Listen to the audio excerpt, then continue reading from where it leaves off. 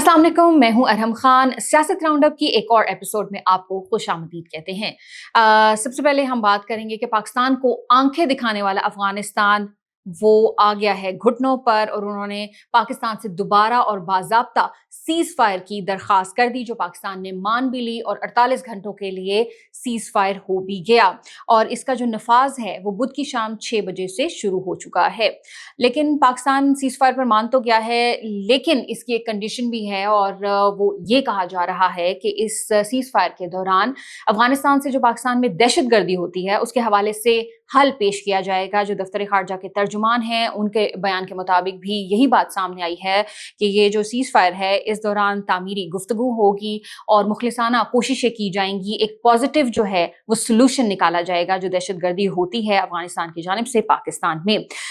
ये पेशरफ्त एक ऐसे वक्त में सामने आई है जब अफगानिस्तान मुसलसल दरअंदाजी कर रहा था पाकिस्तान में, और पाकिस्तान ने जवाब दिया कंधार में, और जो अफगानिस्तान का कैपिटल है काबुल, उधर प्रिसीशन जो स्ट्राइक्स हैं की गई, यानी जो शहरी आबादी थी उसको बचाते हुए सिर्फ उन जगहों को निशाना बनाया गया जहां पर फितनतुल हिंदुस्तान के मराकज़ थे, उन्हीं को सिर्फ तबाह किया गया और शहरी आबादी उनको बचाया गया। और जिस तरह से अफगानिस्तान की जानिब से भारत की ईमा पर ये सब कुछ किया जा रहा था, ये जो शरंगेजी फैलाई जा रही थी, इससे पूरी दुनिया में क्रिटिसाइज किया जा रहा है कि पाकिस्तान ने अफगानिस्तान का मुश्किल वक्त में साथ दिया। तकरीबन 4-5 दिहाइयों तक हमने अफगानिस्तान की जो मेहमान नवाजी की, अपने बहन भाइयों की मेहमान नवाजी की थी, लेकिन वो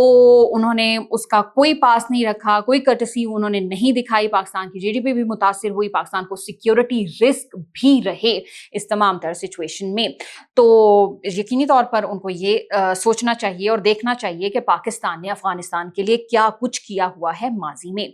बात को थोड़ा आगे बढ़ाते हैं। सुहेल खान आफरीदी वो बिलाखिर तमाम कानूनी रुकावटें दूर करते हुए बिलाखिर वजीर आला खैबर पख्तूनख्वा का उन्होंने हल्फ उठा लिया है, और हल्फ गवर्नर खैबर पख्तूनख्वा फैसल करीम कुंडी ने उनसे लिया। तकरीब में हमने देखा पीटीआई के कारकुनान की जानिब से बहुत बदनज़मी हुई, बिल्कुल डिसिप्लिन तकरीब नहीं देखने को मिली, धक्कम पेल भी बहुत ज़्यादा हो रहा था, और ऐसा लग रहा था कि शायद वो जज्बात में बहुत ज़्यादा बह रही हैं। हालांकि पीटीआई के लिए ये एक हिस्टोरिकल मोमेंट था, और उन्हें ये जो तकरीब है इसमें बहुत मुनज़्ज़म तरीके से ये होनी चाहिए थी, लेकिन वो हम नहीं देखा। और सुहेल खान आफरीदी उनकी अगर हम बात करें तो जब उन्होंने इंतखाब जीता था वज़ीर आला का, उस वक्त भी उन्होंने बड़ी जारहाना तकरीर की थी, बड़ी जज्बाती तकरीर की थी। और उसके बाद जब ओथ के टाइम पर भी हमने देखा कि उनकी जो बॉडी लैंग्वेज थी वो बहुत ज़्यादा अग्रेसिव थी, और यूं लग रहा था कि जैसे वो अपने लीडर इमरान खान उनको कॉपी भी करने की कोशिश कर रहे हैं, और उन्हीं की तरह जो है ना उनकी बॉडी लैंग्वेज हमें नज़र आ रही थी, उन जैसा वो दिखना चाह रहे थे। लेकिन असल चैलेंज इस वक्त वज़ीर आला खैबर पख्तूनख्वा सुहेल खान आफरीदी को वो ये है कि सूबे में लॉ एंड ऑर्डर की सिचुएशन बहुत ज़्यादा ख़राब है, और वो सर-ए-फ़हरिस्त उनके लिए यही सबसे बड़ा चैलेंज भी होगा। और उनकी जो लीडरशिप क्वालिटीज़ हैं उसका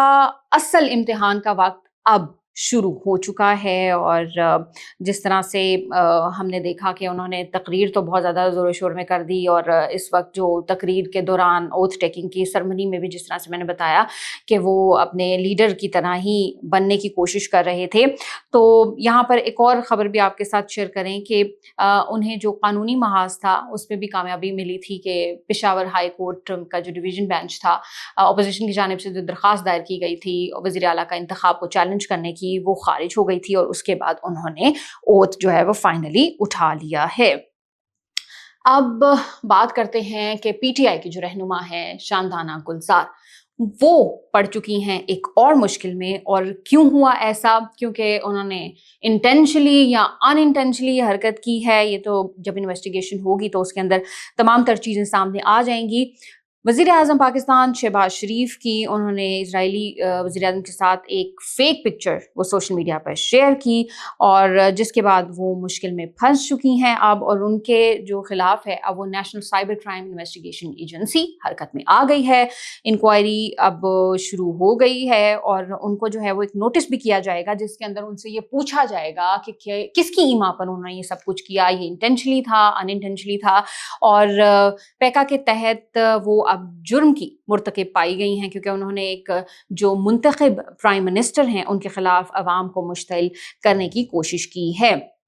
تو اس لیے جب بھی سوشل میڈیا پر کچھ بھی لکھنے، بولنے یا پکچرز، ویڈیوز کی اس چیز کی بات ہوتی ہے تو ہمیشہ تصدیق کر لینی چاہیے کہ کیا یہ چیز فیک ہے یا ریئل ہے، ورنہ اب جو پیکا ایکٹ ہے اس کے تحت یہ جو فیک نیوز ہوتی ہے،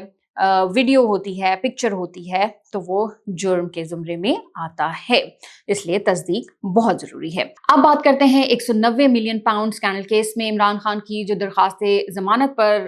سماعت ہونی تھی، آج اسلام آباد ہائی کورٹ میں وہ منسوخ کر دی گئی ہے، اور یہ سماعت ہونی تھی اسلام آباد ہائی کورٹ کے چیف جسٹس جسٹس سرفراز ڈوگر اور جسٹس اعظم خان کی سربراہی میں، لیکن اس کیس کی جو کاز لسٹ ہے وہ منسوخ کر دی گئی ہے، اب ایک نئی ڈیٹ جو ہے وہ دی جائے گی۔ دوسری جانب جو توشہ خانہ 2 کیس ہے اس میں بھی حتمی دلائل کا آغاز ہو چکا ہے، فیصلہ کسی بھی وقت آ سکتا ہے، اور امکان یہ بھی ہے کہ اگر توشہ خانہ 2 میں عمران خان کو سزا ہوتی ہے اور اسلام آباد ہائی کورٹ میں اگر ان کی 190 ملین پاؤنڈ کیس میں ضمانت ہو بھی جاتی ہے تو خان صاحب کے جیل سے باہر آنے کے کوئی چانسز نہیں ہیں، یعنی انہیں رہائی نہیں ملے گی۔ ہم نے بات کی تھی سہیل خان آفریدی کی، وہ منتخب ہو گئے وزیر اعلیٰ خیبر پختونخوا، اور اس کے جیسے ہی وہ منتخب ہوئے تو انہوں نے ایک نوٹس لیا ہے، اور وہ نوٹس لیا ہے جو پی ٹی آئی کی کارکن اور سوشل ایکٹیوسٹ ہیں سنم جاوید، ان کی گرفتاری کا انہوں نے نوٹس لے لیا ہے، اور انہوں نے جو آئی جی خیبر پختونخوا ہیں انہیں بھی طلب کر لیا، ان سے جو تفصیلی رپورٹ ہے وہ جمعرات تک انہوں نے مانگ لی ہے۔ اس کے حوالے سے بھی جو بھی اپڈیٹس ہوں گی وہ بھی ہم آپ کے ساتھ شیئر کریں گے۔ اب بات کرتے ہیں علیمہ خان کی، ان کے 22 نومبر کے جو احتجاج پر ان پر فرد جرم عائد کی گئی، لیکن علیمہ خان انہوں نے یہ کہا ہے کہ فرد جرم پر نہ ہی ان کے سگنیچرز ہیں اور نہ ہی ان کا انگوٹھا، تو انہوں نے درخواست کی ہے عدالت کو کہ اس پر وہ نظر ثانی کریں۔ اچھا جی، عمران خان انہوں نے ایک خواہش کا اظہار کیا ہے، اس کے حوالے سے بات کرتے ہیں کہ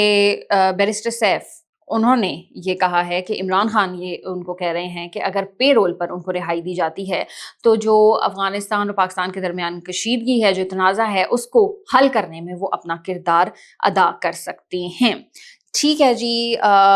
اب ہم آخر میں بات کریں گے، ایک اچھی خبر فائنلی کرکٹ کے میدان سے سامنے آئی ہے، اور وہ یہ ہے کہ پاکستان نے ورلڈ ٹیسٹ چیمپئن شپ کا فاتحانہ آغاز کر دیا ہے الحمدللہ، اور ساؤتھ افریقہ جو کہ ورلڈ ٹیسٹ چیمپئن شپ کی چیمپئن ہے، یعنی وہ پچھلی دفعہ وہ چیمپئن رہ چکے ہیں، ان کو 93 رن سے پاکستانی ٹیم نے ہرا دیا ہے، اور نعمان علی انہوں نے 10 وکٹیں حاصل کی دونوں اننگز میں، تو وہ چھائے رہے ہیں۔ تو یہ ایک بہت پازیٹیو خبر فائنلی جو ہے وہ کرکٹ کے میدان سے آئی ہے، پاکستان عوام کو بھی بہت زیادہ مبارکباد اور پاکستانی ٹیم ان کو بھی بہت زیادہ مبارکباد۔ یہ تھا آج کا ہمارا سیاست راؤنڈ اپ، اگلے ایپیسوڈ میں آپ سے پھر ملاقات ہوگی، اپنا خیال رکھیے گا، پاکستان زندہ باد۔